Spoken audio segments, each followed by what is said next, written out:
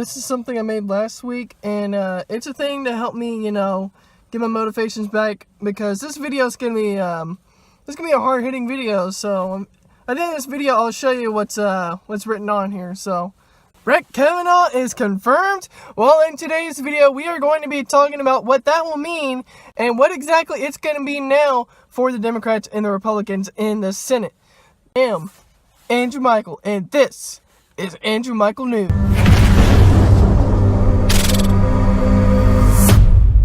Alright, so in today's news video, we are indeed going to be talking about what was an emotional 2 weeks for Brett Kavanaugh, and today we are going to be talking about the testimony he and Dr. Ford gave yesterday. So, if you have not been watching the testimony from Kavanaugh and Dr. Ford, this is something that a lot of people were watching, because this is a case that not a whole lot of people were invested into, and I can tell not a whole lot of people on the Kavanaugh side Discord, shout out, and on the AT Gamers Discord that I've been on, shout out for you too.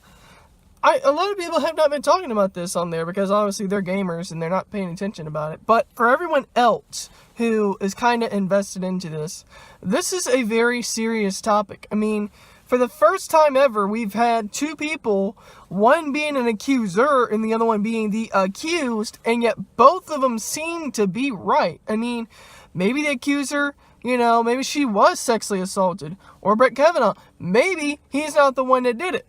So it's like, you got one of these little scenarios where it's like, you don't know who exactly did what. And you have to pick a side, because no matter what side you're on, it doesn't know exactly which side you want to be on. And so it's like, there's no way that anyone can rightfully say who's right in this scenario. So, as you can tell, I am a Republican, if you didn't know that. And one thing I did see yesterday was, I didn't see a whole lot of the Ford testimony because I was at school, but then I watched the replay of it, and I got a kind of okay understanding of that one. But the Kavanaugh statement, I heard that when I came home, because it was just when I came home and he just started talking, so I perfectly timed that. Hashtag perfectly timed Twitch moments. Anyways.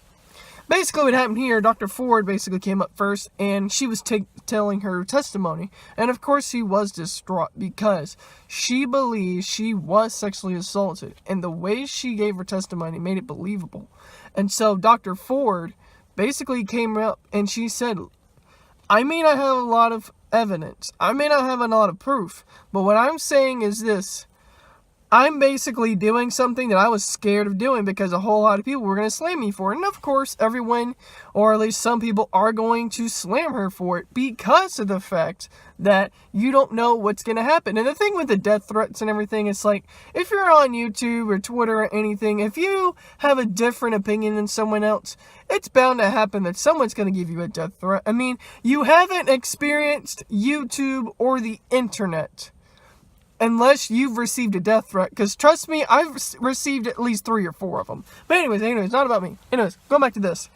This whole situation is very, very interesting, because then you got the Brett Kavanaugh testimony that came out yesterday, and it seemed like he was portraying a person who was angry, a person who had been destroyed by the Democrats.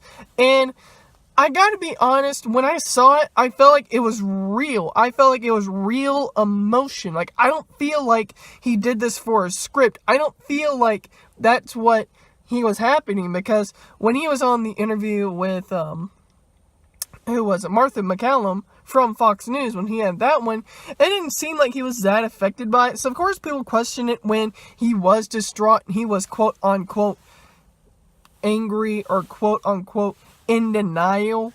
It's very interesting, but the thing is,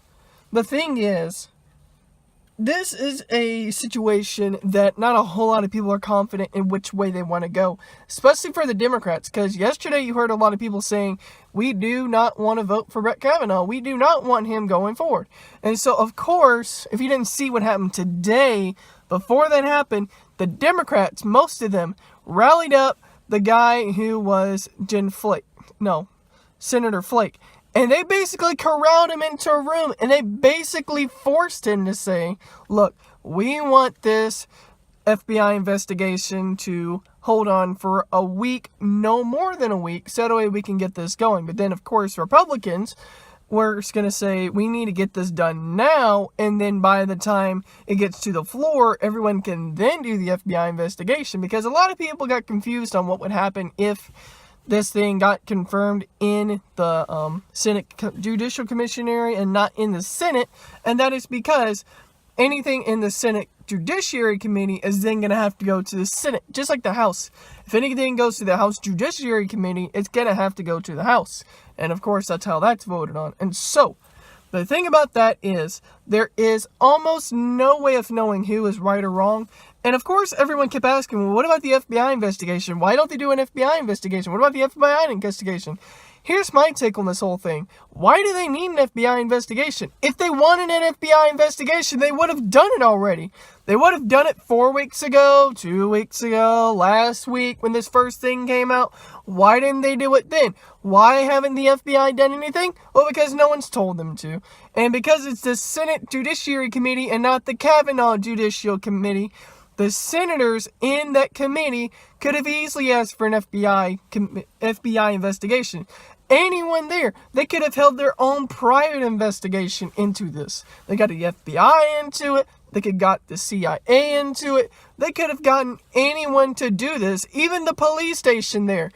Any of them could have done their own investigation, but for some reason the Democrats kept asking Kavanaugh, why don't you do an FBI investigation? And the reason is, why didn't they do it before? Why are you all of a sudden asking him to tell them to do it? They don't need his permission. They're trying to make it to where Kavanaugh is not a believable person. And of course, you got people that just do not believe him at all. And so it's very interesting about this whole situation. So, my whole take and where do I stand? So, basically, what I believe is that I don't necessarily believe Dr. Ford in this sense that it was Kavanaugh that assaulted her. Alright, Brett Kavanaugh seemed like a really good guy. And he seemed like a very good man. Alright, he's not a good kid. He's not a good boy. He is a very good man.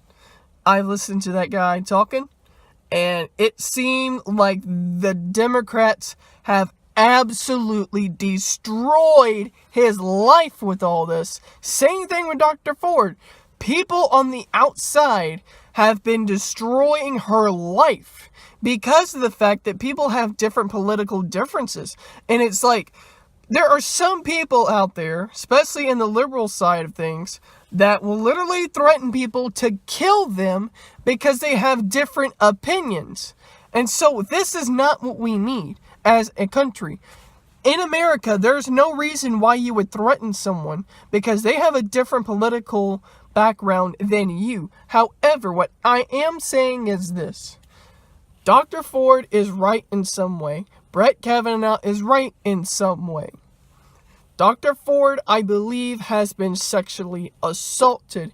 The only problem is, I don't think it's Brett Kavanaugh that's doing anything. I don't think Brett Kavanaugh is the person that went and did this action because in his schedule, he basically said he was basically busy. So how could he have time to party if he was somewhere else? It's not like as if he was someplace else and then he prayed in his Catholic faith and the next thing you know, boom, he appeared at a party. That's not how faith works at all, people. That's not how this works. So basically, that's just my take on this whole thing. And it's still going on. And of course, if you haven't seen today, the vote went 11-10 in favor of pushing Kavanaugh forward. But of course, this isn't finalized. They have to go through the Senate, and then that's when they'll finalize it. I think that vote's going to be coming out probably next week. So in the time being, why don't they get an FBI investigation then? Then when the Senate goes and votes, they'll have the FBI investigation wrapped up. Why don't they do that? Who knows? Anyways, guys, let me know in the comment section down below what you think of the Kavanaugh and Ford story. And also, for those who've been wondering, what the hell am I doing with this? So that's a good question. Well, you see, the thing about this is, oh, wait, you can't see it. It says subscribe, but I didn't plan this ahead because, well, sometimes when you're like me and you have this like this, it looks weird. Like, when I'm recording this, it looks backwards, but I wanted to do something that said subscribe, but of course it's backwards, so you can't see anything. So it's like, oh no, I tried. Anyways, guys, thank you for watching today's video, and if you did, make sure to leave a like, and if you are new, make sure to SUBSCRIBE, subscribe today. And until next time, I'm Angel Michael, and I'll see you guys next time. Thumbs up.